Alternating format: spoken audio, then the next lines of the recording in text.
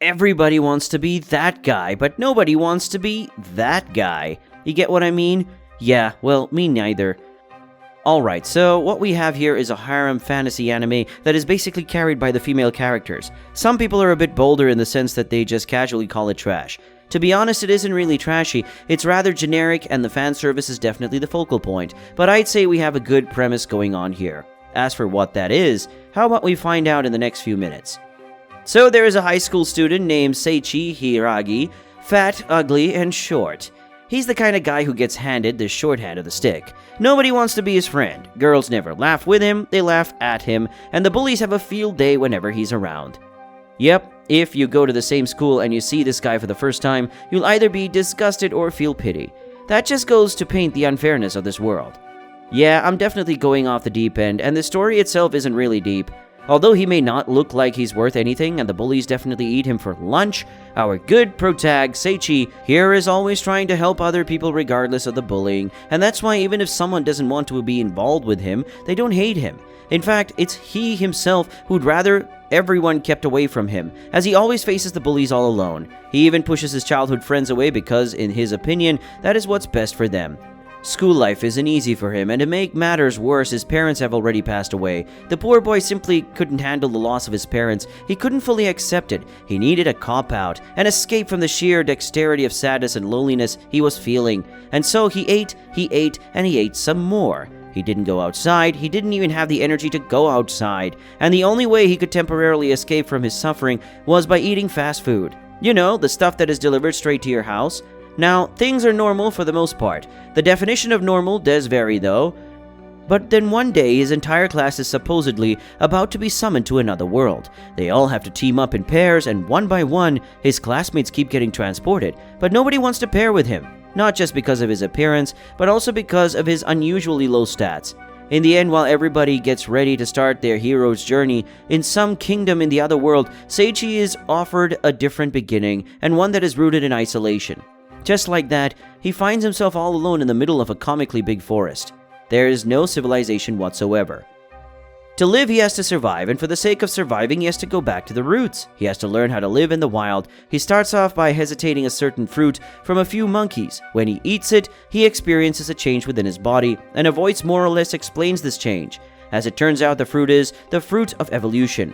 There are plenty of these things, and as the name implies, they set into motion some kind of evolution. Seiichi continues his days of survival, but as he continues to consume, he realizes that his physical appearance is also evolving. Before he knows it, he is no longer the same fat, ugly, and short guy. A few months pass, and even though he has some major run-ins with monkeys before, a super rare gorilla shows up and starts giving off boss vibes. Seiichi has grown some balls and he is not scared. And this chivalry gets through to the gorilla, who then turns out to be a female. Here, a wholesome relationship between human and gorilla begins. From this point on, Seiichi practically has a housewife. She lives with him, takes care of him, washes his clothes, makes food for him, and helps him understand the ways of this world. It certainly didn't take long before he warmed up to her. Her name is Saria, by the way. Now, if she's this good of a wife as a gorilla, she'd be the perfect bride if she was a woman. Or so he thinks. Ever so often, he tries to escape, but no one can escape the shadow of love.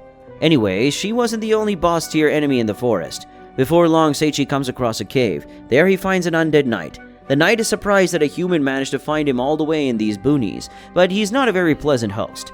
The knight tries to kill Seiichi. Another second and Seiichi might have experienced game over, but the gorilla steps in and takes the sword for him. The moment right here is where Seiichi realizes the true extent of Saria's love for him. She is losing her life, but before she passes on, the two let out their love for each other. She enrages, just brimming with anger. He somehow manages to defeat the Dark Knight, and guess what? When Seiichi proceeds to kiss the gorilla's soul through the fruit of evolution or something, Saria is revived. Except this time, she's a beautiful redhead, and also a rather naked woman. That's some evolution, alright. Anyways, while Seiichi is scoring gorilla girls, his arrogant classmates are stuck doing some boring training regimens. Looks like they'll have to do a lot of those if they want to even begin their journeys as heroes. Alright, so following a beautiful moment of silence between Seiichi and Saria, an administrator of the fantasy world shows up to give Seiichi and Saria a little bit of perspective. He goes by the name Mr. Sheep. He gives some insights on the undead knight and then financially awards the couple so that they can finally leave this forest after so many months. And my friends, that is basically where our hero's harem fantasy adventure begins. Though since this is categorized as a harem anime, how about I give you a little preview of what other kinds of girls will be joining our protagonist on his journey. After Saria, we have a white-haired busty woman named Altria Grem. The couple meets her while they are trying to register for a guild, and she becomes their supervisor. You know, show them the ropes. At one point, she saves her from this black dragon or something, and since she is always insecure because of her cursed magical prowess, Seiichi gets her a ring to subdue the curse. Through these tender moments one after the other, she is soon madly in love with him. Lucky for her, Saria is all for polygamy. Okay, so I guess a normal person may feel a bit weird if they see a gorilla turn into an actual girl, but how about a donkey? Well, that's basically what Lulune is. She used to be a donkey, and I mean literally. But thanks to the fruit of evolution, she became this cowboy donkey girl. And then there is the assassin named Origa Carmelia. She has cat ears and is really small. Seiichi is like an older brother to her, but you know how it is in harem fantasy animes.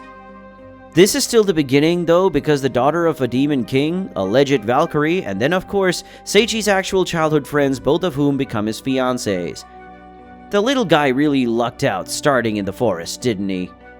Otherwise, he would have been a part of just another social corporal system, and well, that never worked out for him well in the past.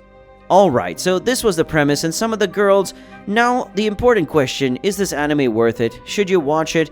In my opinion, it is exactly what it tries to be. It is silly, it is cheesy, and it is fun. Nothing more, nothing less. Nothing serious either. Just one clumsy group of girls centered around one guy. Now, what do you think of this anime, guys? Are you planning on checking it out, or have you already watched it?